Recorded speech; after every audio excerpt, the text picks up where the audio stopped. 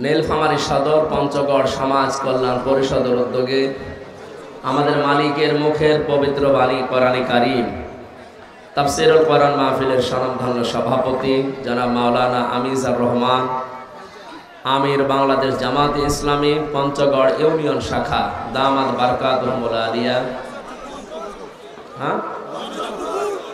পঞ্চপুকুর পঞ্চগড় না এটাকে 2 দিন ব্যাপী না রকনুজ্জামান এসেছে। মাহফিলের প্রধান অতিথি শাইখুল মাশায়েখ বাংলাদেশ জামাতে ইসলামী নীলফামারী জেলা শাখার নায়েবে আমির ইসলামিক চিন্তাবিদ শিক্ষাবিদ ডক্টর মোহাম্মদ খায়রুল আনাম দামাত বারকাতুহুল আলিয়া।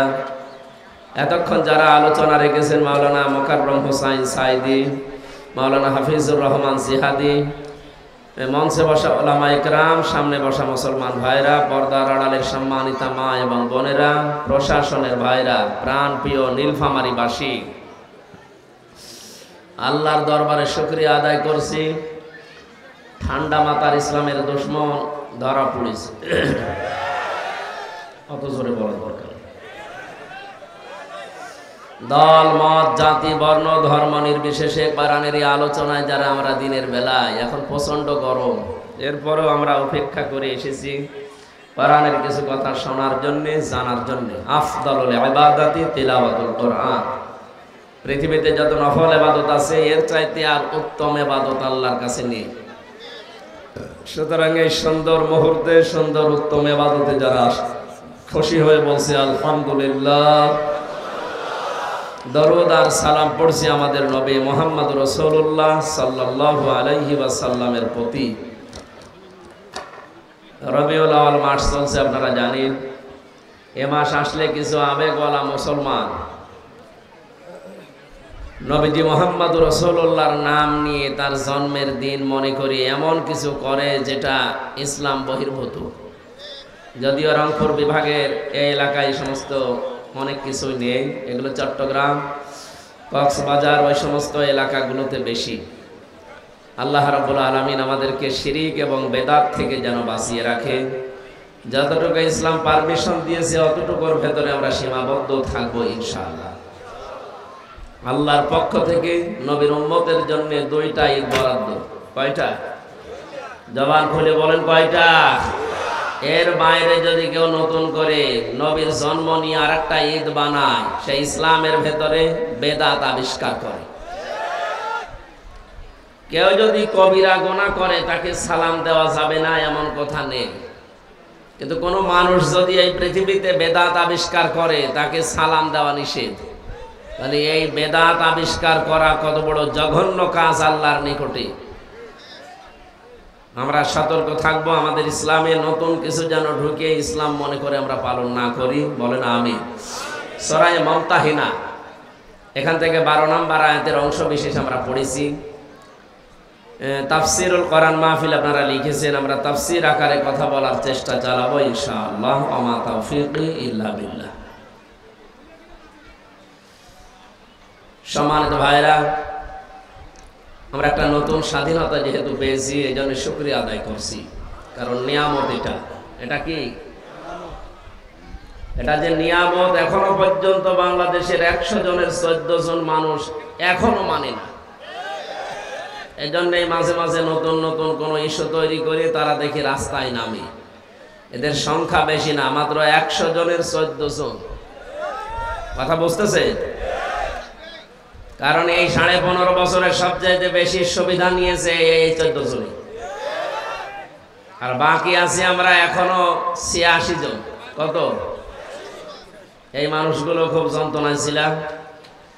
আমরা এখন স্বাধীনতা পেয়ে আনন্দ করছি, আর তারা এখন এই 15.5 বছর পরে নতুন নতুন বিষয় সামনে নিয়ে এসে বিভিন্ন জিনিস ঘেরাও করার আহ্বান জানাচ্ছে, আন্দোলন করছে। এই 15.5 বছর আপনার দাবি ছিল না? কোনদিন তো জনগণের কাছে করেননি, হঠাৎ করে আপনার সাগান দিচ্ছে। মানে এই যে আনসাররা যেটা করেছিল, এদেশে এখন প্রমাণ হচ্ছে 42,000 আনসার নিয়োগ হয়েছিল। তার ভেতরে ৩২,০০০ গোপালী। আমরা যে এখনো ৬৩ জেলার মানুষ আছি এ দেশে, আমরা কি ঘাস কাটছি? হ্যাঁ, সবই আপনারা। আমরা কি সার্টিফিকেট দেখা গেছে আমরা পাই জিপিএ 5 আর ওরা পাই 2+5, তারপরও ওরা সব জায়গায় আর আমরা সব চাইতে পেছনে। সুতরাং যারা করেছিলেন এই কাজ, আপনারা থেমে গেছেন। ওই যে একটা গান বের হয়েছিল, কি যেন, পেছনে লাল পেছনে লাল, না যাই হোক, ওইটা তো আর বলা যাচ্ছে না। সুতরাং এরকম লাল করা হবে সামনে যদি এরকম ঝামেলায় আসে। পুলিশ ছাড়া দেশ চলেছে এই বাংলাদেশ, কিছুদিন আগে আমরা দেখেছি। পুলিশ ছাড়া, পুলিশের মতো এত কষ্ট দেশে কে করে? যদিও তারা লাঠিয়াল বাহিনী হিসাবে এত বছর ব্যবহার করেছিল এই জালেমেরা, তাহলে কয়েকটা কোলাঙ্গার অফিসারের কারণে আজ এই পুলিশ সদস্যদের উপরে এদেশের মানুষের রাগ। সবাই এত খারাপ না যে মানুষগুলো এখন সাধারণভাবে দায়িত্বে আছে। আমরা শাস্তি চাই ওই কোলাঙ্গার গুলো, বিশেষ করে যারা মেন দায়িত্বে ছিল, জালেমদের লাঠিয়াল বাহিনী হিসাবে ব্যবহার হয়েছে।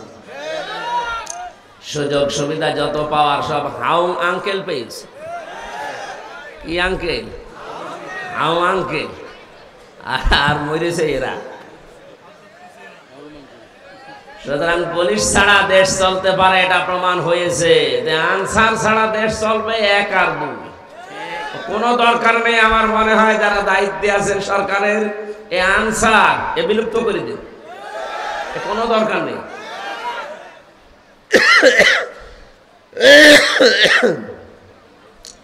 এই নিয়ামতটা পাওয়ার পরে এখনো পর্যন্ত 100 জনের 14 জন যারা খুশি হতে পারেননি, আপনি আবার কবে কি পেলে খুশি হবেন বলেন? দ্বিতীয় নম্বর, 100 জনের 28 জন মানুষ এখন অনেকে এই খাবো সেই খাবো এই মন মানসিকতা নিয়ে এগিয়ে যাচ্ছেন। আপনারা থামবেন। থালা এখনো আপনি হাতে পাননি, কথা বুঝতেছেন? 100 জনের 58 জন মানুষ চাইছে এদেশে আল্লাহর বিধান কায়েম হোক। আমি 100 জনের একটা জরিপ পেলাম, আন্তর্জাতিক একটা জরিপ পেয়েছি, এইটা উপস্থাপন করলাম। 100 জনের 14 জন এখনো পর্যন্ত জালেমদের পক্ষে সাফাই গাচ্ছে। কথা বলে না কেন? 100 জনের 28 জন এরা আগস্টের 5 তারিখের পর থেকে হাল খাওয়া আরম্ভ করিস, যেখানে যা পাচ্ছে বাবা শাহজালাল সব হালাল, এভাবে আরম্ভ করিস না। আপনারা থামবেন ভাই।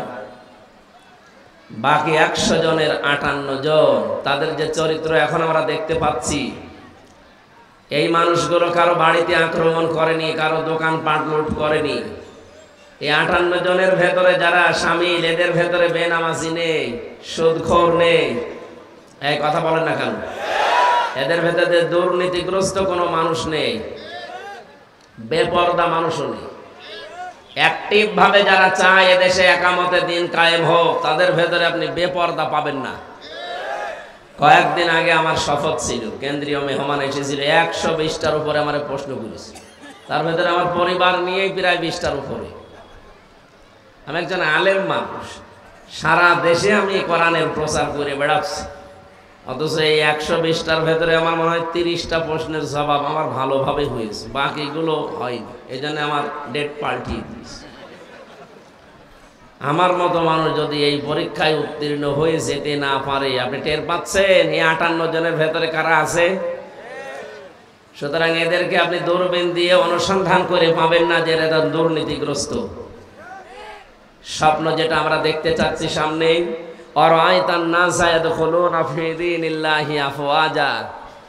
বিজয় যখন আসে কয়েকটা জিনিস দেখা যায়। তার 1 নম্বরে এই দলে দলে পালে পালে মানুষ দেখবেন ইসলামে আসতেছে।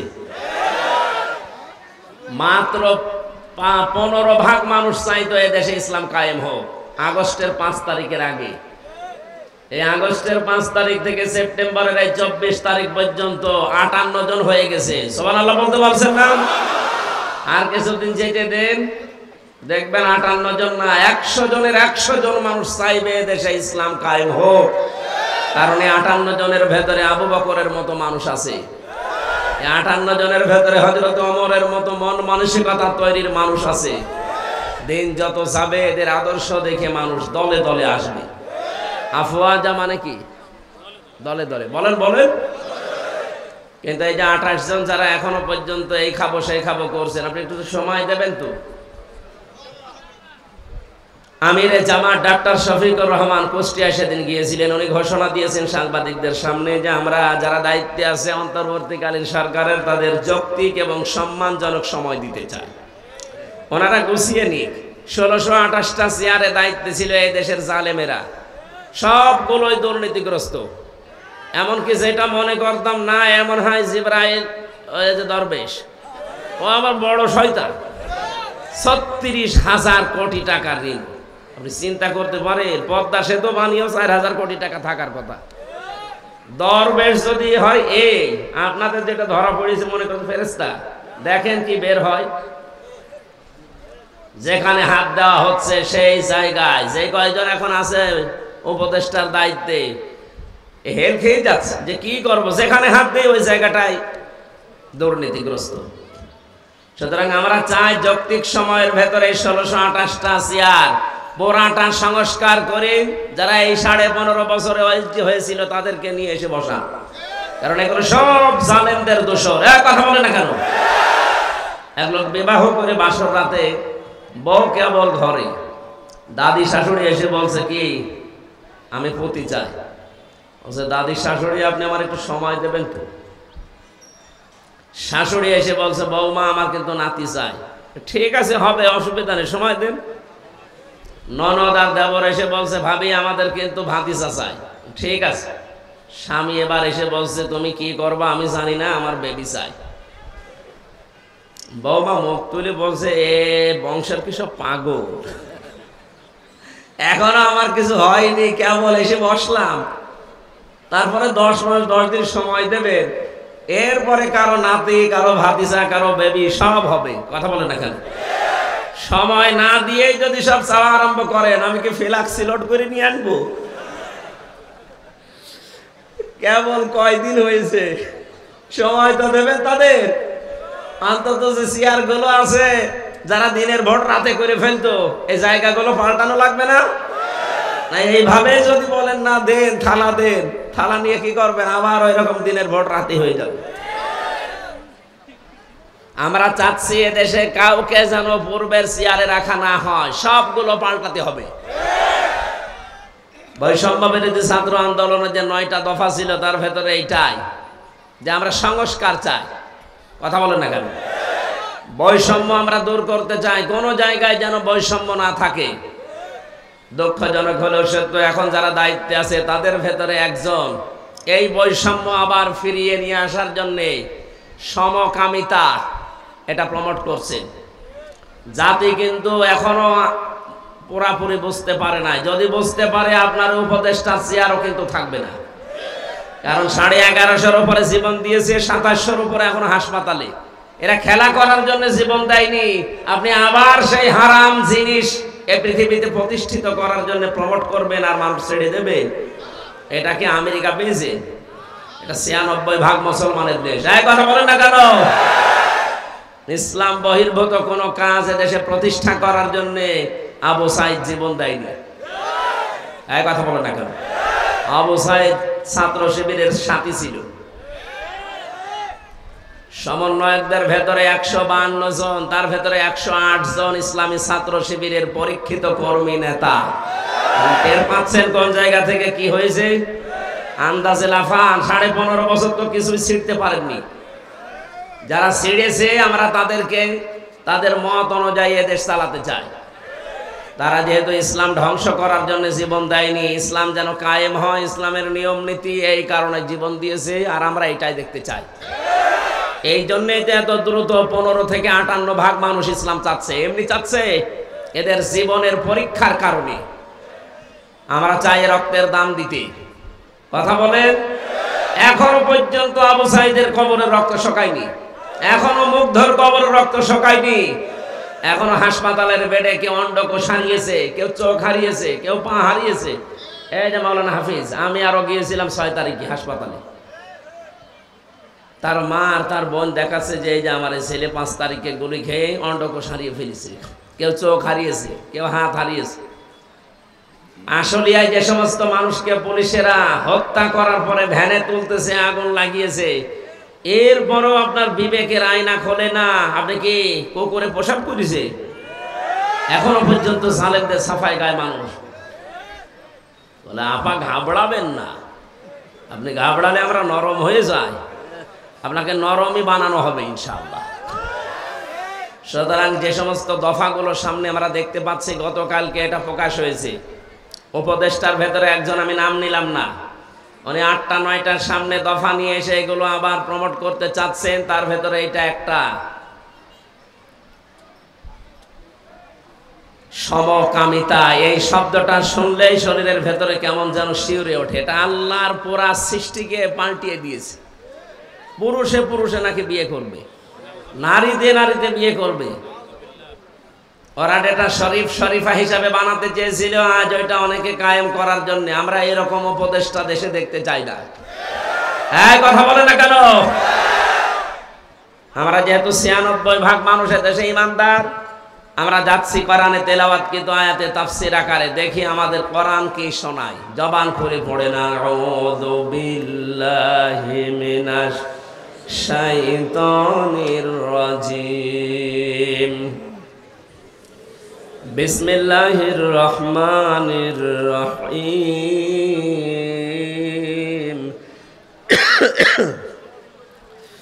ওয়ালা ইয়াসরিকনা ওয়ালা ইয়াজনিনা ওয়ালা ইয়াকতুলনা আওলাদাহুন্না ওয়ালা ইয়াতিনা বিবহতান।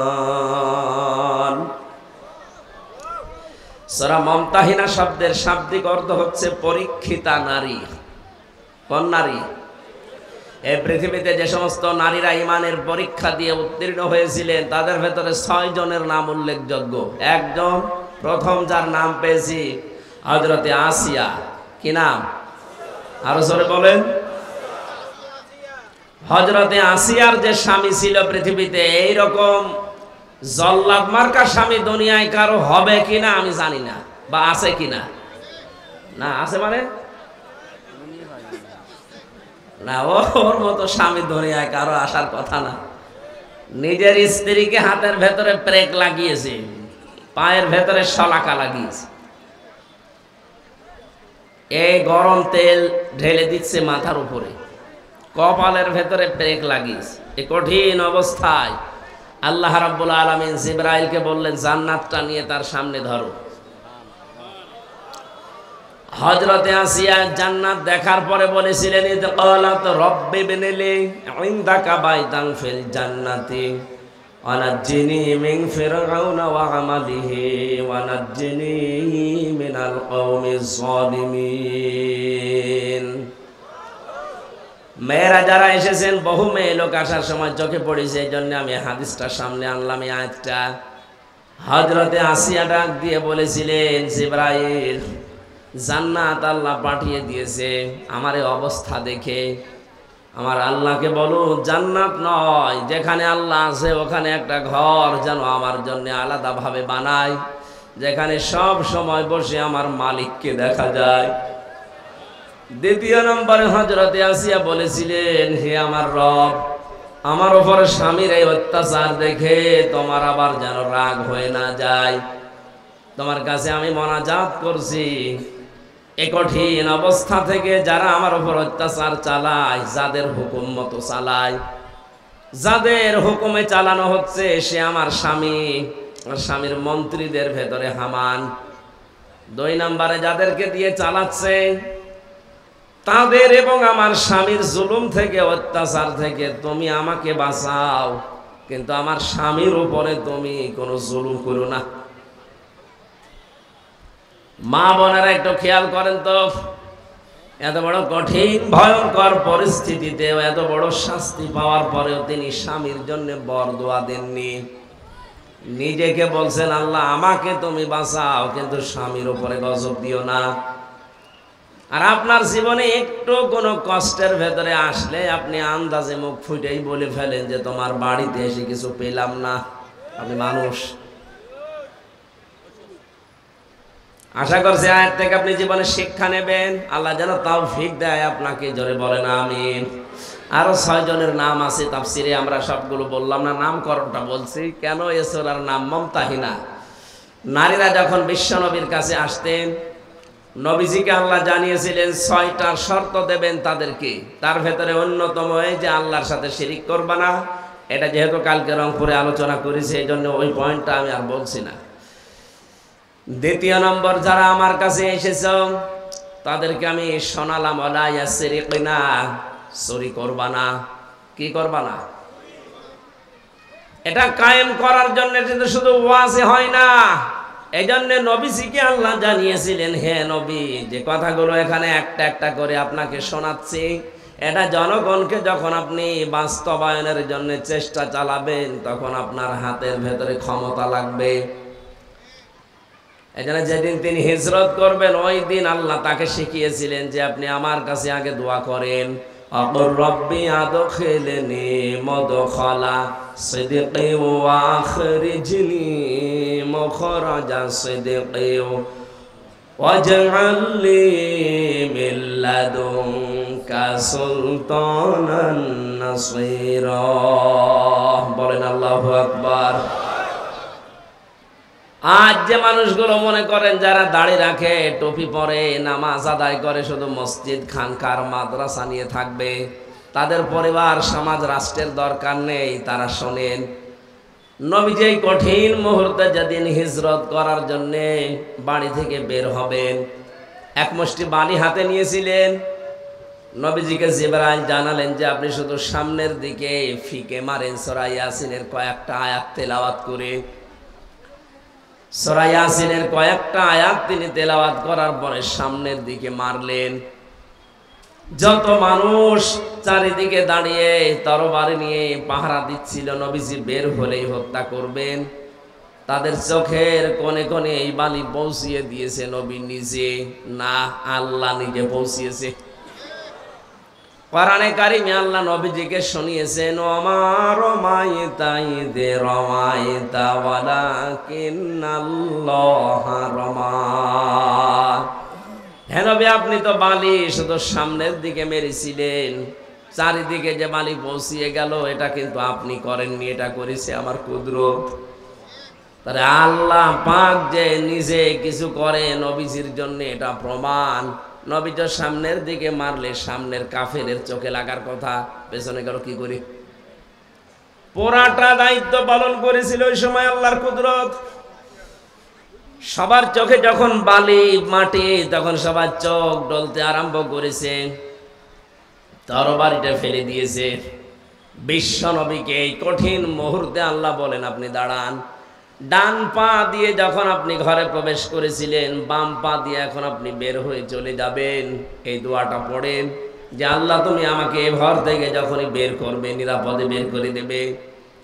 রাস্তায় যতক্ষণ থাকবো আমি যেন নিরাপদে থাকে, এমন এক জায়গায় আমাকে পৌঁছাবে যেখানে পৌঁছানোর পরে একটা রাষ্ট্রীয় ক্ষমতা তুমি আমাকে দেবে, যার ভেতরে তোমার সাহায্য থাকে।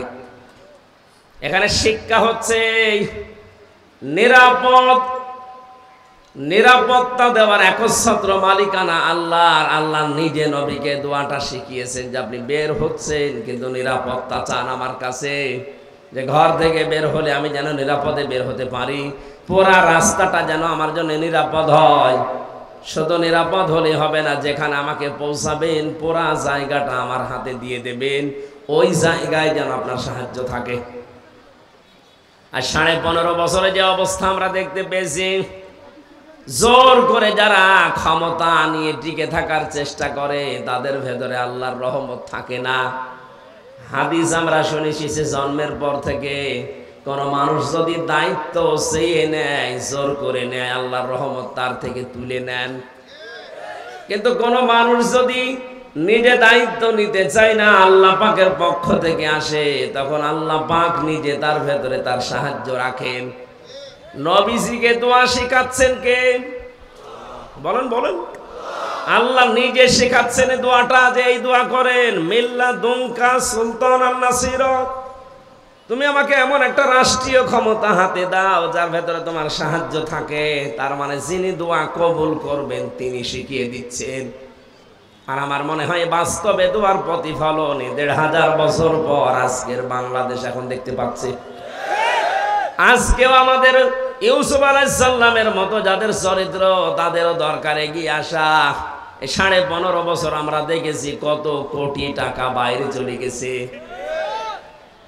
আজকে খায়রুল আনামের মতো, ডাক্তার শফিকুর রহমানের মতো, অধ্যাপক মুজিবুর রহমানের মতো এই মানুষগুলোকে যদি নিজেরাও তারা বলে যে আমাদের হাতে দেন, আমাদের জনগণের দায়িত্ব তাদের হাতে তুলে দেওয়া। ইউসুফ নবী যেমন বলেছিলেন যে আমাকে দেন খাদ্যের দায়িত্ব, আমি সঠিকভাবে আঞ্জাম দিতে পারবো। খাবারের দায়িত্ব, খাবারের ঝুড়ি যতদিন আবু জেহেলের মাথায় ছিল ততদিন পর্যন্ত জনগণের ভেতরে না খাওয়ার অভ্যাস ছিল। কিন্তু যখন এই মুহাম্মদুর রাসূলুল্লাহ এই ঝুড়িটা নিয়ে আবু বকর ওমরের মাথায় তুলে দিয়েছেন, ঝুড়ি একই আছে, শুধু মানুষ পাল্টিয়েছে। পুরো আরব জাহানে দেখা গেল কেউ আর না খেয়ে থাকেনি। জোরে বলেন আল্লাহু আকবার। আমরা তো এই বাস্তবতা তাই চাচ্ছি। খাবারের ঝুড়ি এতদিন যারা বহন করেছেন আমরা দেখেছি 10 টাকা আসলে 8 টাকা খেয়ে ফেলেছেন। কথা বলেন না কেন? আমার দাদার চাচা মিলে প্রায় 21 বছর চেয়ারম্যান ছিল। বাস্তবতা আমি নিজে দেখেছি। দাদা হয়েছিল হয়তো ভোটের মাধ্যমে, কিন্তু পরবর্তীতে চাচা যে 3 বার এমনি। কেমন করি? এমনি শুধু নৌকা মার কাটা নিয়েছে, শুয়ে আছে ঘরে। সকালে শুনছে তো চেয়ারম্যান, কি গো সব ফেরেশতারা দিয়ে গেছে। এই জন্যই তাদের চরিত্র সম্পর্কে আমি জানি, দেখেছি। 1 কোটি টাকা যদি খরচ করে 5 কোটি টাকা তারা তুলে ফেলেছে।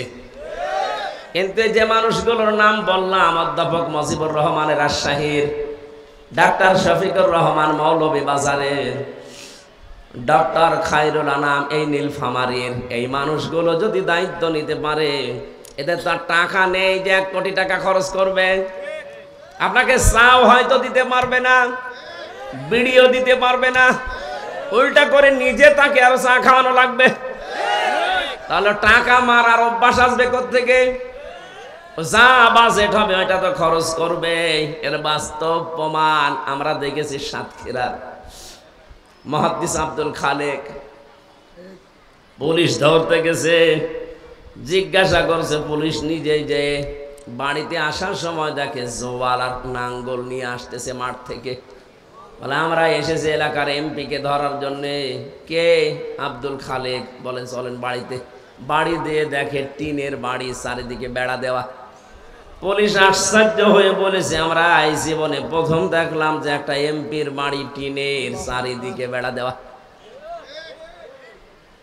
সেই মানুষগুলোর উত্তরসূরি আজকে কিছুক্ষণ আগে কথা বন্ধ করার জন্য মিল্লাদুনকা সুলতানান নাসীরা, রাষ্ট্রীয় ক্ষমতা লাগবে।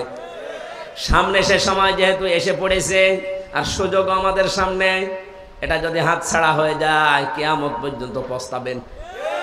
আপনি মনে করছেন না যারাই আসবে ওরা চুরি করবে না? কে বলেছে আপনাকে? কে বলেছে আপনাকে আগস্টের 5 তারিখের পর থেকে বাকি সময় দেখতে পাচ্ছেন না? থালা হাতে না পেয়ে অনেকে শুরু করে দিয়েছে। একটা পরীক্ষা চলছিল, অনেকেই ফেল করে গেছে। এই পরীক্ষায় যারা এখনো পর্যন্ত উত্তীর্ণ হয়ে আছে, পাশ করে আছে, এরপরও যদি আপনার বিবেক না খোলে বুঝবেন আপনার বিবেক মরে গেছে। কোরআনে কারিমের বিধান আল্লাহ দিয়েছেন খেলা করার জন্য না। আস-সারিকু ওয়াস-সারিকাতু ফাকতাউ আইদিয়াহুমা জাযাম বিমা কাসাবা নাকালাম মিনাল্লাহ। আল্লাহ পাক বলেন চোর যদি পুরুষ হয় নারী হয়, সাক্ষ্য প্রমাণে যদি ধরা পড়ে তার হাত কেটে দাও। আজ বাংলাদেশে সেই 10 সালে যখন ধরা পড়েছিল, এই যে বস্তা ভর্তি টাকা নিয়ে কালো বিড়াল, এই সময় যদি আমরা হাত কেটে দিতে পারতাম কোরআনের আইন দিয়ে, এই 24 সাল পর্যন্ত আর কেউ চুরি করার সাহস পেত না। এ দরবেশও এত টাকা চুরি করতো না। কথা বলছে না কেন? সুতরাং না, তোমরা যেন চুরি না করো, এটা শুধু ওয়াজের কাজ না, এটা কার্যকর করে দেখাতে হয়। আরে কার্যকর করতে হলে বিধান নিয়ে যাওয়া লাগবে সংসদে। সংসদে যদি 151 জন আপনি পাঠাতেই না পারেন, কবে এই আইনটা বাস্তবায়ন করবেন? শুধু ওয়াজ করেন, ওয়াজ করেন, ওয়াজ করে করবো কি? আপনি যদি নিজেকেই নিজে পরিবর্তনে নিয়ে আসেন, তাহলে ওয়াজ করে লাভ হবে। আর যদি বলেন যে যা বলছে বলুক গা, শুনি আমি আবার ওই কান দিয়ে বের করে বাড়ি চলে যাব, যান, কিয়ামতের আগে দেশে চুরি বন্ধ হবে না। না, জেনা যেন না করো। জেনা বন্ধ করার জন্যে আজকে যে 9 দফা শুনলাম, একজন উপদেষ্টা দিয়েছে, তার ভেতরে 3 নাম্বার পয়েন্ট এই যে মেয়েদেরকে গর্ভধারণ করতে দেওয়া লাগবে। মেয়েদেরকে বৈধ হোক অবৈধ হোক গর্ভধারণ করতে দেওয়া লাগবে। তার মানে জেনার কারখানা খুলতে চাচ্ছে। এটা বন্ধ করার জন্য ওয়াজে হবে। সব কিছু খুলে রেখে দিয়েছেন। আকাশ সংস্কৃতির নামে কত কিছু আসতেছে। বন্যার পানির মতো ভারত থেকে পিন আপ করা পত্রিকাগুলো আসে। আপনি কি করে জেনা বন্ধ করবেন? কন্ট্রোল করা দরকার স্যাটেলাইট গুলো, কন্ট্রোল করা দরকার এই বন্যার পানির মতোই পিন আপ করা পত্রিকাগুলো। আর এটা করার জন্য শুধু ফোফা দিয়ে হবে না, আইন লাগবে। আর আইন যারা তৈরি করবে তাদেরকে পাঠাতে হবে। আপনাদেরকে আমি খুব সূক্ষ্ম কথা বলছি, হজ না করে আপনি হজের সওয়াব পাবেন, যাকাত না দিয়েও যাকাতের সওয়াব পাবেন, নামাজ না পড়েও আপনি নামাজের সওয়াব পাবেন। সূরা নিসা 5 নম্বর পারা 10 নম্বর পৃষ্ঠা 13 নম্বর লাইনের 85 নম্বর আয়াতে আছে, মাইয়াশফা শাফাআতান হাসানাতান ইয়াকুল্লাহু নাসীবুম মিনহা ওয়া মাইয়াশফা শাফাআতান সাজ্জিয়াতান ইয়াকুল্লাহু কিফলুম মিনহা ওয়া কানাল্লাহু আলা কুল্লি শাইইন মুকিতা। বলেন আল্লাহু আকবার। রব্বুল আলামিন বলেন, কেউ যদি কোনো ভালো কাজে সুপারিশ করে, সাহায্য করে, সহযোগিতা করে, রায় দেয়, সমর্থন জানায়, ভোট দেয়, ওই লোকটা ভালো কাজ করে যে সওয়াব পাবে, আপনি শুধু রায়টা দিয়ে সেই সওয়াব পাবেন। এই জন্য অনেক হামজা কিয়ামতে উঠে বলবে, আল্লাহ আমি তো হজ করিনি, হজের সওয়াব তোমার ফেরেশতারা মনে হয় ভুল করে লিখে ফেলেছে। রব্বুল আলামিন বলেন, হামজা আমি জানি তুমি হজ করনি, কিন্তু তুমি এমন মানুষকে রায় দিয়েছিলে, সমর্থন জানিয়েছিলে, সুপারিশ করেছিলে, ভোট দিয়েছিলে, যেই লোকটা তোমার ভোট পাওয়ার পরে ক্ষমতায় গিয়ে সংসদে হজের পক্ষে কথা বলেছিল। ধর্ম মন্ত্রণালয়ে যিনি দায়িত্বে আছেন এখন উপদেষ্টা ডক্টর আফাম খালিদ স্যার, উনি বলছেন আমরা সব জায়গায় কথা বলে বলে এই সিন্ডিকেটটা ভাঙার চেষ্টায় আছি। উনি যেহেতু এখন একা, এইরকম মানুষ যদি আমরা 151 জন তৈরি করতে পারি, 7 লাখ, 7.5 লাখ, 8 লাখ টাকা লাগবে না, 3.5 লাখ টাকায় ফরজ হজ করা যাবে। আপনার এই সুপারিশের মাধ্যমে খাইরুল আলমের মতো মানুষ যদি হজের পক্ষে সংসদে কথা বলতে পারে, আপনি হজ করেননি ঠিক আছে, কিন্তু কিয়ামতে হজের সওয়াব নিয়ে হাজী সাহেবের কাতারে দাঁড়াতে পারবেন। এই সুযোগ যদি সামনে আসে আপনি কাজে লাগাবেন তো? কোন আঙ্গুল দিয়ে তোলেন তো দেখি আঙ্গুলটা। লিল্লাহি তাকবীর,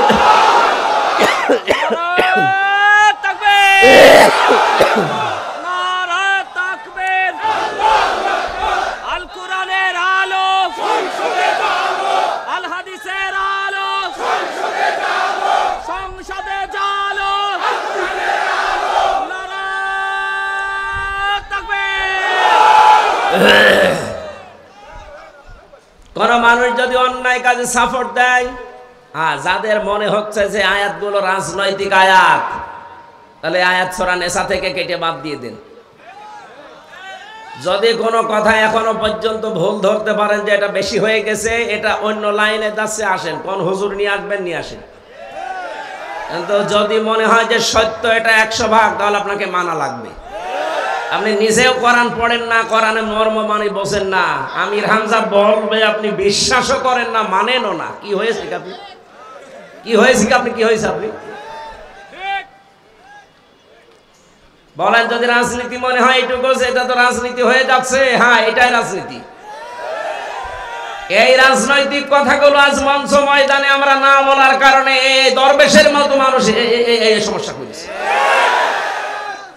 আমরা যদি সত্য সত্যই দরবেশ পাঠাতে পারতাম, এটা তো দরবেশ, দরবেশের ভেষ ধরিস, এক কথা বলে না কেন? দরবেশ তো আসল ডাক্তার শফিকুর রহমান, যার চেহারার দিকে তাকালে আল্লাহর কথা মনে হয়, তার আমল, তার ইখলাস, তার তাওয়াক্কুল আমি নিজে দেখেছি। ছেলে তার পাশের রুমে ছিলাম আমি। আর এমন দরবেশ, আল্লাহর উপরে ভরসা আছে, দাড়ি কেটে নম হয়ে গেছে। ভরসা আছে আল্লাহর উপরে। রসুলের গলায় ছুরি দিয়েছে, আপনার গলায় ছুরি দেবে এক হাত দু। দাড়ি কেটে ফেলা মানে রসুলের গলায় ছুরি দেওয়া, এই কথা বলেন না কেন? যে লোকটা নিজে বাঁচার জন্য আল্লাহর রসুলকে জবাই করতে পারে, ও নিজে বাঁচার জন্য আপনাকে জবাই করবে এক আর দুই। এরপরও যদি এখনো সাফাই গান জালেমের পক্ষে, কিছু মানুষ এখনো পর্যন্ত সাহস দিচ্ছে জালেমকে যে আপা পাশে থাকেন, চট করে ঢুকে পড়বে পাশে, আপনি চট করে আসবেন, আমরা ফট করে আয়না ঘরে ঢুকিয়ে দেব। নিজে বানিয়েছেন, নিজে এবার টের পাবে। আবু জেহেল নবীর জন্য একটা কুয়া খুঁড়েছিল, নিচে কুয়ায় পড়ে মরিস। আমার মনে হয় এর কপালেও তাই আছে। ওদের চট করে ঢুকে পড়ার আহ্বান জানাচ্ছে, আশা আকাঙ্ক্ষা পেশ করছে। ও যা বানিয়েছে ওখানে ওকে রাখা হবে ইনশাআল্লাহ। ব্যারিস্টার আরমান 8 বছর ছিল, আপনি থাকবেন 18 বছর। আমার এদিকে ছিল 10 দিন। 10 দিনে আমি শুকিয়ে গেছি। আমি জেলে যখন ঢুকে তখন আমার 64 কেজি ওজন ছিল। ওই 10 দিন পরে বের হয়ে আমার 54 কেজি, তার মানে 10 কেজি কমে গেছে। ঢুকুক, আসবে, ঢুকিয়ে দেব, থাকবেন পড়ে, দুনিয়ার কেউ জানবে না কোথায় আছে, শর্ট করে ঢুকে পড়িস। জেনা বন্ধ হওয়ার জন্য যেটা দরকার ছিল সেটা আমরা না করে শুধু ওয়াজ করেন। ওয়াজ করে করবো কি? কি ওয়াজের কাজ হলে আল্লাহ কোরআনে আয়াতগুলো ওয়াজের জন্য দিতেন না, এটা দিয়েছেন রাষ্ট্রে ক্ষমতা হাতে নিয়ে এটা বন্ধ করার জন্য। বিশ্বনবী মুহাম্মদুর রাসূলুল্লাহ আয়াতের তাফসিরে তার চাচাতো ভাই হযরত আব্দুল্লাহ ইবনে আব্বাস রাদিয়াল্লাহু তাআলা আনহু, রাইসুল মুফাসসিরিন বলা হয়, তিনি ব্যাখ্যা করছেন এইভাবে, আপনি যদি রায় দেন, এই রায় পেয়ে এই লোকটা যদি এই যে এখানে যে ছিল দায়িত্বে, সিনেমা তৈরি করে, এই কথা বলছে না কেন? নিজে নায়ক হয়ে গেছে। এই নায়ক হয়ে কত মেয়ে লোকের দিকে লোলুপ দৃষ্টিতে তাকিয়েছে। নিজে জেনার গোনা করেছে, চোখের জেনা না ওইটা? এক কথা বলেন না কেন? আপনি বাকের ভাই দেখেন তো, বাকের ভাই তো একেবারে ফেরেশতা। যত কাজ করেছে সিনেমা, নোবেল, নাটক, থিয়েটারের মাধ্যমে, প্রত্যেকটাই হাতের জেনা, চোখের জেনা, নাই দামাকের জেনা, নাই অন্য কোনো জায়গার জেনা। এই জেনাগুলো যে করেছে, এই লোকটা জেনা করে করে পুরাটাই হয়ে গেছে, ওর শরীরটা এখন জেনা করে। জেনাকার না? সিনেমায় যারা কাজ করে, নোবেল নাটকে চরিত্র কোনটার আছে আপনি দেখান তো, বলে হুজুর হজ করে। কিসের হজ করে? ওর চোখের জেনা, ও কিসের হজ করে? এই লোকটা ক্ষমতা পেলে অবশ্যই এরকম কিছু জেনার কারবার তৈরি করত। 200 কোটি টাকা দেওয়া হয়েছিল সিনেমা তৈরি করার জন্য। দেখে নাই মানুষ, এদেশের মানুষ গ্রহণ করে না ওটা, কারণ অধিকাংশগুলো নিয়ম নীতি ঠিক হয় নাই, বানানো। মানুষ কি এখনো পাগল আছে? এই লোকটা ক্ষমতা পেয়ে যদি সিনেমা, নোবেল, নাটক, থিয়েটার এগুলোর অনুমোদন দিত, আপনার ওই রায়ের কারণে, কথা বলে না কেন?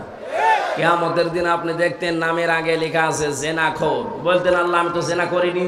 আল্লাহ পাক বলেন হ্যাঁ আমি জানি। তুমি এমন আলোরে ভোট দিয়েছিলে, কি আলো, কি সুন্দর নাম দেখেছেন, আসাদুজ্জামান নূর, জামানার বাঘ আলো। নামটা তো ভালো নাম, কাজটা করেছে যা যা সূক্ষ্মভাবে ইসলামকে ধ্বংস করার জন্য দেশে 10 জন, তার ভেতরে এরকম। আপনি হয়তো টের পাচ্ছেন না, মনে করেন হুজুর কিছু জানে না। ও দাড়ি রাখা দরবেশের মতো, ও ঠেলায় পড়লে দাড়ি কেটে নম হয়ে যাবে। দাড়ি আপনি খায়রুরা নামের কাটান তো ফাঁসি হয়ে যাবে। মীর কাশেম আলীর মতো দাড়ি কাটাতে পারবেন না। কারণ দাড়ি আমরা মেকি দাড়ি না লোককে দেখানোর জন্য রাখি না, এটা নবীর সুন্নাত মনে করে রাখি। আর কথা বলে দেখেন, জেনা করেন তখন আপনার আমল নামায় দেখবে যে জেনা কি গো, আমি তো জেনা করিনি। আল্লাহ বলেন আমি জানি জেনা করিনি, কিন্তু এমন মানুষকে রায় দিয়েছিলে সমর্থন দিতে, এ লোকটা ক্ষমতা পেয়ে জেনার কারবার খুলেছিল, ওখান থেকে ফ্ল্যাক্সি লোড হয়ে তোমার আমল নামায় এসেছে। এখন তুমি জেনাকারের কাতারে দাঁড়াও। নীলফামারীবাসী জেনাকারের কাতারে কিয়ামতে দাঁড়াতে চান? যদি হযরতে ইউসুফ নবীর কাতারে দাঁড়াতে চান, তাহলে খায়রুল আনামের পক্ষে আপনাকে থাকা এটা ফরজ। নামাজের মতো ফরজে কাজটা বলে ভোট কোথায় আছে? আপনি কোরআন শরীফ নিয়ে আসেন, সূরা নিসা 5 নাম্বার পারা 6 নাম্বার পৃষ্ঠার 7 নাম্বার 6 নাম্বার লাইনে আছে, ইন্নাল্লাহা ইয়া'মুরুকুম আন তু'আদ্দুল আমানাতি ইলা আহলিহা। এই যে আমানাতি, এই বহু বচনের ব্যাখ্যায় আল্লামা শফি রহমতুল্লাহ আলাইহি উনি লিখেছেন আমানাত মানে ভোট। মারিফুল কোরআন নিয়ে আসেন, আমি বাংলায় দেখিয়ে দিচ্ছি। আমি আন্দাজে বলছি না, সব পড়ে বলছি। আর আন্দাজে বললে হবে, যে সব আলেম বসে আছে না, আপনি যে পান না ভোট কোথায় আছে, রায় কোথায় দেবেন, সমর্থন জানাবেন, সুপারিশ করবেন, ভোট দেবেন, এটা যদি কোরআনে না থাকে তো কোরআনে আছে কি? এটা তো দুনিয়ার কাজ না, নেতা নির্বাচন করা দুনিয়ার কাজ, এটা আখিরাতের কাজ। এইটা দিয়ে আপনার আখিরাত তৈরি হবে। কারণ কিয়ামতে আল্লাহ এমন মানুষের পেছনে আপনাকে তুলবে যেই লোকটার পেছনে দুনিয়ায় আপনি ছিলেন। এটাকে আমি বানালাম। সূরা বানী ইসরাঈল 15 নম্বর পারা 8 নাম্বার পৃষ্ঠা 3 নাম্বার লাইনের 72 নাম্বার আয়াত। এত দলিল দিয়েও মানুষের মন পায় না আমি, হ্যাঁ? এত কিছু বলেন, এত দলিল দেওয়ার পরেও আমি আয়াত পারা পৃষ্ঠা লাইন রুকু সূরার নাম তাফসীরের নাম সব বলে দিই মানুষের সহজার্থে। এরপরও কিছু মানুষের মন খারাপ হয়, মনে মনে করেন না এ কি বেশি বলে ফেললো, বেশি বলে ফেললে এর আমার ছাড়বে? কিয়ামতের ময়দানে ইয়াউমা নাদউ কুল্লা উনাসিম বিইমামিহিম, আল্লাহ পাক বলেন প্রতিটি মানুষকে আমি ডাক দেব তার নেতার সাথে। কার সাথে? নেতা যদি হয় আপনার এরকম 2 নাম্বার, ওর দিকে তাকিয়ে আল্লাহর রাগ হয়ে যাবে, তখন আর আপনার দিকে আল্লাহ তাকাবে না, সরাসরি ওর সাথে জাহান্নামে দিয়ে দেবে। কিন্তু নেতার চরিত্র যদি হয় হযরত ওমরের মতো, তার চেহারা যদি হয় আবু বকরের মতো, তাকে দেখলে আল্লাহ পাক খুশি হয়ে যাবেন, আপনার পর্যন্ত আর যাওয়া লাগবে না, ওকে যেখানে দেবেন আপনাকে ওখানে দিয়ে দেবেন। যেন আমরা ভুল করব না। জেনা বন্ধ করার জন্য ক্ষমতা দরকার, পাওয়ার দরকার, আইন তৈরি করে বাস্তবায়ন দরকার। সামনে যেহেতু আসতেছে, আল্লাহ পাক আমাদেরকে দিয়ে এরকম ভালো ভালো কাজে আঞ্জাম দেওয়ার তৌফিক দিন, বলেন আমিন। এবার আমি 3 নাম্বার যে বিষয়টা নেওয়ার জন্য বসেছিলাম ওইটা বলছি, এই খুব ভালো করে খেয়াল করবেন। রব্বুল আলামিন বলেন ওয়ালা ইয়াতিনা ওয়ালা ইয়াকতুলনা আওলাদাহুন্না ওয়ালা ইয়াতিনা বিবহতান, সন্তান হত্যা করবা না। যে ব্রণ অনেকে নষ্ট করে ফেলেন, সন্তানটা পেটে যাবার পর যে মানুষগুলো খাদ্যের ভয়ে নিজের সাথে খাবারে বসবে এই ভয়ে যারা সন্তান হত্যা করে ফেলেন, এটা কিন্তু মানুষ হত্যা করার শামিল। শারীরিক কোনো কারণে ডাক্তারের পরামর্শ নিয়ে আঁচল করা যায় যাচ্ছে, কিন্তু সন্তান হয়ে যাওয়ার পরে ওটা যদি আপনি দুনিয়ার কোনো ভয়ে নষ্ট করে ফেলেন, মেরে ফেলেন, মানুষ হত্যার গোনা নিয়ে কিয়ামতে ওঠা লাগবে। এটা আইন পাশ করার দরকার, কিন্তু আইন পাশ করার সিস্টেম এখন আমাদের হাতে আসেনি। এজন্য আমরা নিজেরা সচেতন হব, আমরা যেন এরকম কোনো হত্যার সাথে শরীক না হই। আজ বাবা আর অপরাধের কারণে অনেকে সন্তানের দিকে আঙ্গুল তুলে তাকাচ্ছে, সন্তানের অপরাধের কারণে তার পেটে যেটা আছে ওর দিকে ইঙ্গিত দিচ্ছে। 15.5 বছর আমরা এটাই দেখেছি। যাদের বয়স 70 আপনি তাদেরকে যদি রাজাকার বলতেন মেনে নিতাম, যাদের বয়স 40, স্বাধীনতার প্রায় 11 বছর পরে জন্ম, আপনি তার এই গালি দেন কি হিসাবে? এমনকি তার বইয়ের পেটে যে সন্তান আছে ওইটাকেও বলে ওটা চেতনায় রাজাকার হবে। দাদার পরে বাবা, বাবার পরে নাতি পেটে আছে, ওইটা যদি চেতনায় হয় তাহলে এতদিন পর্যন্ত আপনারা যা করেছেন মানুষ হত্যার নাম নিয়ে, গমের নাম নিয়ে, খুনের নাম নিয়ে, এদের এখন যারা আসবে এরাও চেতা নাই, গমকারী, হত্যাকারী। বহতান শব্দটা কোরআনে কারিম একটা ভয়ঙ্কর শব্দ পেয়েছি আমি কোরআনে। কোরআন পড়ি আমার কাছে আশ্চর্য দুইটা বিষয় লেগেছে, একটা হচ্ছে জুলুম আর একটাই বহতান। আল্লাহ পাক বলেন তোমরা যে দোষ যে করে নাই তারে ওই দোষ দিয়ে দোষী বানিয়ে দুনিয়ায় কলঙ্কিত করবা না।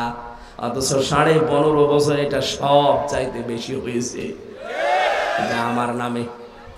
একটা চালিয়ে দিয়েছে আমি নাকি আইএস, আমি নাকি বাংলা টিমের সদস্য। আমরা যদি বলতো এই শিবিরের লোক, জামাতের লোক, তাও একটা মেনে নেওয়া আছে। তো কথা বলছে না কেন? এমন একটা নাম দিয়েছে, জীবনেও নামও আমি শুনিনি যে আইএস কারে বলে। আনসারুল্লাহ বাংলা টিমের সদস্য কি এটা আমি জানি না, আন্দাজে 10টা দিয়ে যে 3টা বছর আপনি জেলে আমারে রেখে দিলেন, প্রমাণ তো হয়েছে যে না আমি এ দলে নেই। কয়েকদিন আগে আমার মামলা সব খারিজ হয়ে গেছে, বিচারপতি বলেছে কোনো দোষের ভেতরে পাওয়া যায়নি, পুরাপুরি মুক্ত করে দিলাম। তাহলে আমি যেহেতু নির্দোষ প্রমাণ হয়েছে আদালতের মাধ্যমে, আমার কোনো দোষ পাইনি, যে মামলা দিয়েছিল মামলার সাথে আমার ন্যূনতম কোনো সম্পর্ক নেই।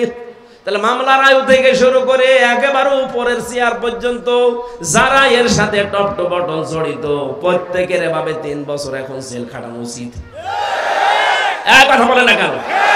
শুধু জেলে দিলে তো হতো, রেখেছে ফাঁসির কন্টেম ছেলে। এরপরে আমার বাবার টাকাগুলো তো খেয়েছে, কারণে অকারণে যে বলতো 50টা মামলা দেব, শিগগির টাকা দেন। বাবা তো গ্রাম্য মানুষ, ধরার পরেই ও মুরব্বি দিয়েছে 8 লাখ। সে ছিল 10 লাখ, বলেছিল মামলা আর দেব না, একবারে 8 লাখ দিয়েও টাকাও নিয়েছে, মামলাও দিয়েছে। এটা পুরাটা মিথ্যা, আমার উপরে একটা দোষ চাপিয়ে এখন তো প্রমাণ হয়েছে যে কোনো দোষ আমার ছিল না, তাও আদালত প্রমাণ করেছে। তাহলে এখন আমি যেটা চাই, আমার উপরে যেটা চাপিয়ে দিয়েছিলেন আপনার উপর আমি চাপাচ্ছি না, আপনি যা করেছেন সেইটাই আপনাকে আমি চাপাই। কথা বলে না কেন? আপনি তো খুনের সাথে জড়িত, আপনি গুমের সাথে জড়িত, আপনি আয়না ঘরের সাথে জড়িত। আমার দোষ নেই, আমি খালাস, আপনার তো দোষ আছে, আপনারা আমরা রাখতে চাই। আপনি থাকেন দেখে কেমন লাগে। এখনো পর্যন্ত 1,10,000-এর উপরে মানুষ জেল খাটতেছে সারা বাংলাদেশ মিলে।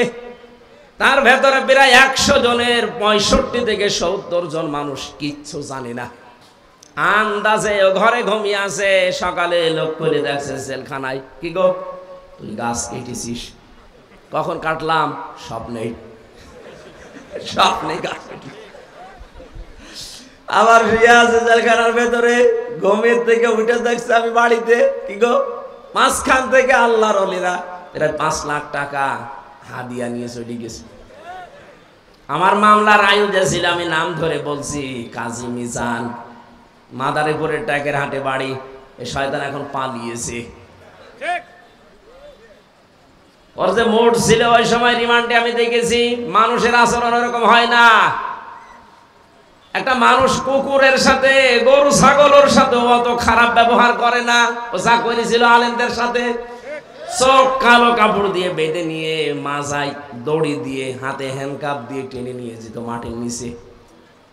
মনে হচ্ছে যে গরু টেনে নিয়ে যাচ্ছে, অথচ নিজে নিজেই রিমান্ডে আমারে বলতো, হুজুর আপনি কিছু করেননি, আমি জানি কিছু করেননি, আপনি নিজেই বলছেন, এরপরও এরকম খারাপ ব্যবহার করেন কোন কারণে? বলে টাকা চাই। টাকাও নিস, টাকা নেওয়ার পরে যদি ভালো ব্যবহার করতো তাও তো মেনে নিয়ে যেত। বরদোয়া এমনি বের হয়, এই কারণে বের হচ্ছে। আচ্ছা, এই সমস্ত কোলাঙ্গারদের কারণে আজ এই সাধারণ কনস্টেবল, এই পুলিশ, এদেরকেও মানুষ ঘৃণা করে, দেখতে পারে না। এরা 24 ঘন্টা ডিউটি করে, আর এই শয়তানগুলো বহু কামিয়েছে আর এখন পালিয়েছে। এদের মতো কোলাঙ্গারকে যেন একটাও ছাড় দেওয়া না হয়। বিশেষ করে আমি নাম ধরে বলছি, সাবেক আইজি এই বেনজির, আসলে কোনো নজির নেই। এখন যেটা ধরা পড়ে আছে আব্দুল্লাহ আল মামুন, কত বড় শয়তান। মানুষ ওকে দেখাচ্ছে যে স্যার গুলি মারি একটা, মরে একটা, আর কেউ পালায় না। এইটা দেখার পরে ওরে এখনো ফাঁসি না দিয়ে রেখে দিয়েছেন, মানে ওরে এক্ষুনি ফাঁসি দেওয়া লাগবে। আর যারে দেখিয়েছে ওই কামাল কিসের মাল, ওরে এখন কামাল বানানো দরকার। নির্ভেজাল টাটকা শয়তান ছিল এগুলো, শুধু মদের আর নারীর উপরে থাকতো। কোন চরিত্র আছে এই মানুষগুলো? বললে অনেক পুলিশ ভাইদের মন খারাপ হয়, হ্যাঁ এত নেকেট কথা বলে। নেকেট কি পেয়েছেন? ও যা করেছে ও কি মানুষের আচরণ বলে? জঙ্গির নাটক সাজিয়ে এই যে মনিরুল, এই লোকটা আন্দাজে জঙ্গির একটা নাটক সাজিয়ে বাইরের দেশকে দেখাতে যে দেশের জঙ্গি আছে। কিসের জঙ্গি আছে? 3টা বছরে জেলখানার ভেতরে কোনো জঙ্গি পায়নি, এগুলো জঙ্গিও সাজিয়েছে। ভারতকে আর আমেরিকাকে দেখাতে চেয়েছে দেশে জঙ্গি আছে। আমাদের আপা না থাকলে আপনারা বাঁচবেন না, এই ধোকা দিয়ে বোকা বানিয়ে রেখেছিল। এখন কিন্তু তারা টের পেয়েছে পুরাটা তো ধোকা, এই জন্য এবার আর রাজি হয়নি, এবার গণেশ উল্টিয়ে গেছে। হ্যাঁ কথা বলছেন কেন? এই জঙ্গি নাটককারী এই মনিরুলের আমরা শাস্তি চাই। কাউন্টার টেররিজমে যেই লোকটা আমাকে পিটিয়েছে, পিটানোর জন্য আদেশ দিয়েছে আসাদুজ্জামান, আমি ওইভাবে ওকে পিটাতে চাই। কারণ আমার তো কোনো দোষ পাইনি, প্রমাণ হয়েছে আদালতে, ওকে আমি পিটাতে চাই। এরপরে যা হয় আমার কপালে। যত মানুষ এভাবে মিথ্যা তহমতের মামলা নিয়ে আন্দাজে জেল খাটতেছে, আমার মনে হয় সবগুলো বেকসুর খালাস দেওয়া দরকার। কোনো কারণ নেই, আন্দাজে। আমার যেমন 3 বছর গেল, এরকম কারণ 3 বছর 5 বছর 7 বছর পড়ে আছে, বিশেষ করে বিডিআররা। আপনাদের নীলফামারী, এই পঞ্চগড়, ঠাকুরগাঁর বহু বিডিআর আমার পাশে ছিল। রাতের বেলা আহ বলে ডাক দিত, বলছে আজ 11 বছর 12 বছর 14 বছর আছি, কিচ্ছু জানি না। অথচ 1 মাস পরে আমি রিটায়ার্ড হয়ে যেতাম। এটা মুরব্বী মানুষের কান্না দেখতাম বিডিআর। এই নীলফামারী বাড়ি।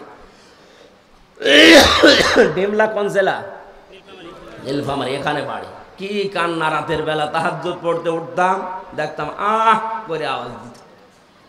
পঞ্চগড়ের আরেকজন। এই মানুষগুলোকে যেহেতু প্রমাণ হচ্ছে, ওরা নিজেরা বলতো ভাই আমার যদি শাস্তিও লাগিয়ে দেয়, আমাদের যে ডিপার্টমেন্টে আছি সর্বোচ্চ 7 বছর শাস্তি দিতে পারে। আর 14 বছর পড়ে আছি, একক ক্ষমতা নিয়ে উনি রায় দেয় না। উনি যেহেতু পালিয়েছে, আমরা চাই বেকসুর ভাবে এদেরকে খালাস দিয়ে বের করে দেওয়া হোক। জীবনের বাকি সময়টা অন্তত পরিবার নিয়ে কাটা। গায়ে কথা বলেন না কেন?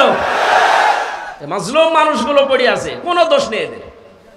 যত তহমত দিয়ে মিথ্যা মামলা দিয়ে আজ 10 বছর 15 বছর পর্যন্ত জেলে আছে, যারা এখন এই মামলার আয়ু থেকে উপর পর্যন্ত জড়িত, প্রত্যেকের শাস্তির দাবি করছেন।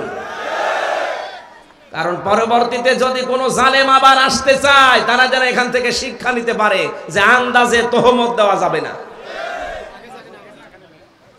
তহমত দিয়েছিল একজন। এই এদিকে কত বড় অপরাধ এটা, কিভাবে অপরাধটা সংগঠিত হচ্ছে। হযরত ইমাম মালিক রাহমাতুল্লাহ আলাইহি, তার জামানার একটা ঘটনা আমি হাদিসের পাতায় পড়েছি, ইতিহাসে। তিনি তার জামানায় একজন মহিলা মারা যাওয়ার পরে পাশের এলাকা থেকে এক মহিলা এসেছে লাশ ধোয়াতে। লাশ ধোয়াতে ধোয়াতে হঠাৎ করে যখন রানের ওপরে হাত দিয়েছে, হাত গেছে আটকিয়ে। হাত আটকিয়ে যাওয়ার পরে চিন্তা করছে হাত তো খোলে না, কয়েক ঘন্টা পার হয়ে যাচ্ছে। এলাকার যে মসজিদের ইমাম ছিল তাকে বলছে আপনি কি করবেন দেখেন। তিনি বলছে এক কাজ করেন, হাত যেহেতু আটকে গেছে, এই হাতের যে জায়গাটুকু মাংস আছে এই মাংসটা কেটে ফেলে দেন। যার বউ মারা গেছে সে চিল্লিয়ে উঠেছে, কি আমার বউ মারা গেছে, এই মরা মানুষের গা থেকে শরীর থেকে আপনারা লাশ এ গোশত কাটবেন, আমি হতে দেব না, দরকার এই মহিলার হাত কেটে বাদ দিয়ে দেন। এখন এই মহিলার স্বামী আর ছেলে বলছে না, আমার মেয়ে আমার বউ ভালো মানুষ, আমার মা ভালো মানুষ, আমরা এসেছি উপকার করার জন্য, এখন আপনারা তারই হাত কেটে দেবেন, জীবিত হাত কাটতে দেব না। কয়েক ঘন্টা হয়ে যাচ্ছে, মহিলা প্রসাব পায়খানা যাবে, কিছুই হয় না। কি করি, হাত তো ছড়ে না। শেষ পর্যন্ত ওই দেশের প্রধান কাজী, যিনি বিচারপতি ছিল, মদিনায় থাকতেন ইমাম মালিক, ঘোড়ায় চড়ে তাকে নিয়ে আসা হচ্ছে। ইমাম মালিক আসার পরে ডাক দিয়ে বললেন, মহিলা সত্যি করে বলো কি হয়েছে। প্রথমে মেয়েটি বলছে আমি কিচ্ছু জানি না, শুধু লাশ ধোয়াতে ধোয়াতে হাত লেগে গেছে আর ছড়ে না। ইমাম মালিক বলে দেখো আমার কাছে কিন্তু কোরআন হাদিসের রাডার আছে, আমি ধরে ফেলবো। সত্যি করে বলো কি করেছিলে? মেয়েটা বলে, ইমাম সাহেব আমার তেমন কিছু মনে পড়ছে না, তবে একটা কথা আমার মনে হচ্ছে, আমি লাশ ধোয়ানোর সময় একটা খারাপ মন্তব্য এই মহিলার উপরে নিক্ষেপ করেছিলাম যে তুমি তো উপরে ফিটফাট ভালো, ভেতরে তোমার সদরঘাট, তোমার চরিত্র ঠিক নেই। আমি একদিন একটা ছেলে পুরুষের সাথে তোমাকে গাড়িতে করে যেতে দেখেছিলাম, অথচ পরবর্তীতে আমি খোঁজ নিয়ে জেনেছি যে ওই ছেলেটা তার ভাইয়ের ছেলে। একটা মহিলার যদি ভাইয়ের ছেলে হয় সম্পর্কে কি হয়? ফুফু হয়। ফুফু কি হয়? 14 জন মহিলার সাথে দেখা করা যায় যাচ্ছে পুরুষ মানুষের, 14 জন মহিলার সাথে একজন পুরুষের দেখা করা যায় যাচ্ছে, তার ভেতরে আপন ভাইয়ের ছেলে আছে। কথা বুঝতেছে? যে 14 জন পুরুষের সাথে দেখা করা একজনের জায়েজ আছে মহিলার, তার ভেতরে আপন ভাইয়ের ছেলে আছে। সূরা নিসার তাফসিরে পাবেন, আমি লম্বা করে বলছি না। যেহেতু তার সাথে দেখা করা জায়েজ, আপন ফুফু, এর সাথে বিয়ে করা জায়েজ আছে? বলেন। আপনি খারাপ ধারণা করে ফেললেন, এই কারণেই তো আপনার হাতটা আটকিয়েছে। খারাপ ধারণা যদি কোনো নেককার কোন মহিলার উপরে কেউ যদি আন্দাজে কোনো ধারণা করে জেনার তহমত দেয়, তাহলে কোরআন জানিয়েছে তাকে 80টা বেত মারা লাগবে। ওয়াল্লাযীনা ইয়ারমুনাল মুহসানাতি সুম্মা লাম ইয়াতু বিআরবা'তি শুহাদা ফাজলিদুহুম ইলা আখিরি আয়াত। কোন নিরপরাধ নেককার ওই দোষে দোষী না এরকম মহিলার উপরে কেউ যদি তহমত দেয় জেনা ব্যভিচারের, আর যদি সাক্ষ্য জোগাড় করতে না পারে 4 জন, হে মহিলা তোমার তো কোনো সাক্ষী নেই, তুমি আন্দাজে মনে মনে ধারণা দিয়েছিলে। সুতরাং কোরআনের বিচার অনুযায়ী তোমার শাস্তি 2টা, 80টা বেত। আর 2 নম্বরে কোনোদিন তোমার সাক্ষী আর পৃথিবীতে গ্রহণ করা হবে না, তুমি আর সাক্ষী দিতে পারবে না। আমার মনে হয় এই বাস্তবতাটা বাংলাদেশে যদি আজ কায়েম থাকতো, যে আন্দাজে কারো উপরে দোষ দিলে যদি প্রমাণ না হয় তাহলে তাকে 80টা বেত মারা লাগবে, আর জীবনেও কোনোদিন তার সাক্ষী আর নেওয়া হবে না। এদেশে হাজার হাজার মামলা এমনি খালাস হয়ে যেত, কারণ আপনার সাক্ষী তো আর কোনোদিন নেওয়া হবে না। 2 নম্বরে 80টা বেত লাগানো হবে যদি এই মামলা প্রমাণ করতে না পারেন। আমারটা যেমন প্রমাণ করতে পারেনি, তাহলে এই মিজানকে কত বেত লাগানো উচিত কোরআন অনুযায়ী? 80টা। কয়টা? আর কোনোদিনও কোনো মামলার আয়ু হতে পারবে না, সাক্ষী হতে পারবে না। এটা কোরআনের নির্দেশ, যদি এটা কায়েম থাকতো তাহলে এটা আমরা দেখতে পেতাম। ইমাম মালিক ডাক দিয়ে বলে, মহিলা আমি কোরআনের রাডার ওই সময় বুঝে ফেলেছি যে অবশ্যই তুমি কিছু করেছিলে। অমাইয়াকে সেবে খতিয়াতান আও ইসমান সুম্মা ইয়ারমি বিহি বারিআন ফাকাদ হাইতামালা বুহতানা ওয়া ইসমাম মুবিনা। নিরপরাধ মানুষের উপরে দোষ চাপিয়ে নিজে ভালো সাজে, নিজেকে ভালো মনে করে। আল্লাহ পাক বলেন সে যেন প্রকাশ্য পাপের বোঝা বহন করে নিয়ে বেড়ায়। তুমি নিজে হয়তো এরকম উল্টাপাল্টা মহিলা আন্দাজে একটা ভালো মানুষের উপরে একটা জেনার তহমত নিক্ষেপ করলে, ধারণা করলে, আল্লাহ এই শাস্তি দুনিয়ায় তোমারে দিয়েছে, তোমার হাতটা গেছে আটকিয়ে। আমার মনে হয় এরকম শাস্তি যদি আজ বাংলাদেশে একটা কোন জেলায় হয়তো যে হাত আটকিয়ে যাচ্ছে দোষ দিলেই, তাহলে এদেশেই তহমত বন্ধ হয়ে যেত। ইমাম মালিক বললেন আমার কাছে কোরআন হাদিসের রাডার ছিল। মান সালিমাল মুসলিমুনা মিন লিসানিহি ওয়া ইয়াদিহি। মুসলমান তো ওই মহিলাকে, ওই পুরুষকে বলা হয় যার হাতের দ্বারা আর মুখের দ্বারা অন্য মুসলমান শান্তি পায়। এটা তো একটা মুসলিম মহিলা, তার লাশ ধোয়াতেছিলে, হঠাৎ কেন মুখ দিয়ে এই ধারণাটা বের করলে? হাত দ্বারা যখন এই ধারণাটা করছিলে ধোয়ানোর সময়, আল্লাহ তোমার হাত এই কারণে আটকিয়েছে। এখানে হাত মানে শুধু এই হাত না, মুখ মানে শুধু এই মুখ না। পৃথিবীতে ক্ষমতারও হাত আছে, টাকা পয়সার হাত আছে, প্রভাব প্রতিপত্তির হাত আছে। কোন হাতের দ্বারা, কোন মুখের দ্বারা অন্য কোন মুসলমান যেন অশান্তিতে না থাকে, ঝামেলায় না পড়ে। যদি পড়ে তাহলে তুমি আর নবীর উম্মত না, মুসলমান না। ইমাম মালিক বললেন, সাক্ষী যেহেতু নেই, মনে মনে ধারণা করেছিলে কোরআনের সূরা নিসা 6 নাম্বার আয়াত অনুযায়ী 4 নাম্বার আয়াত অনুযায়ী আমি 2টা শাস্তির প্রথমটা তোমারে এখন দেব। 80টা বেত মারা হবে। পর্দার আড়াল থেকে এই জল্লাদকে বললেন, ওর পিঠে বেত লাগাও। 79টা হয়ে গেছে। ইমাম মালিক রহমতুল্লাহ আলাইহি ডাক দিয়ে বললেন, কাজী সাহেব খবর কি? বলে, না, জল্লাদ তো বলছে এখনো পর্যন্ত হাত ছড়ে না। ইমাম মালিক বললেন, আমি সূরা নিসার উপরে, সূরা নূরের উপরে 100 ভাগ বিশ্বাস করি আল্লাহর কোরআন। কোনদিন আমার আল্লাহ এটা মিথ্যা প্রমাণ করবে না। বাকি আছে কয়টা? বলে, একটা চাবুক বাকি আছে। বিসমিল্লাহ বলে এবার আরম্ভ করো। বিসমিল্লাহ বলে যখন 80 নাম্বারটা মেরেছে, চট করে হাত খুলে গেছে। মিথ্যা তহমত কত কত কঠিন জায়গায় পৌঁছায়। একটা দৃষ্টান্ত শুধু দিলাম, আজ বাংলাদেশে মিথ্যা তহমতের ছড়াছড়ি চলছে। এমনকি 5 তারিখের পর থেকে এ পর্যন্ত অনেকেই এই মিথ্যা তহমতের শামিল হয়ে নিরপরাধ মানুষ ও জুলুমের শিকার হয়ে বিভিন্ন রকমের ঝামেলায় পড়েছে। ডাক্তার শফিকুর রহমানের নাম বলছে এ কারণে, এই লোকটার চাইতে তো আপনি বেশি ক্ষতিগ্রস্ত হননি, এই লোকটার চাইতে বেশি জুলুমের শিকার আপনি হননি। তার ছেলে জেলখানায়, তার বউ অসুস্থ, তার দলের লোক সব পালাচ্ছে, কেউ জেলখানায়। এত বড় কঠিন পরিস্থিতি এই 15.5 বছর সে লোকটা পার করেছে। এরপরও 5 তারিখের পরেই কেমন উদারতা দেখিয়েছে যে আমি সবাইকে আমার দলের পক্ষ থেকে আল্লাহর জন্য মাফ করে দিলাম। আর ভিকটিম যারা আছে তারা যদি কিছু করে আমি সাহায্য করব, কিন্তু আমাদের দলীয় ভাবে আমার নিজের পক্ষ থেকে আমি আল্লাহর জন্য সবাই 15.5 বছরের অপরাধ মাফ করে দিলাম। ওই অন্য কেউ তো বাংলাদেশে কথা বলতে পারেনি। এই কথা বলেন না কেন? কেউ বলতে পেরেছে কথাটা? কত বড় মন হলে কথা বলা যায়, নিজে ভিকটিম হওয়ার পরেও। আমারও পর্যন্ত এখনো উদারতা আসেনি। আমার মন বলে ওদেরকে যদি পেতাম, যা যা দিয়েছে আমারে আমি তাই দিতাম। কিন্তু উনি আল্লাহ এমন ভাবে ওনারে বানিয়েছে, আল্লাহ রাব্বুল আলামিন মনে হচ্ছে একেবারে হাতে ধরে দেখিয়েছে।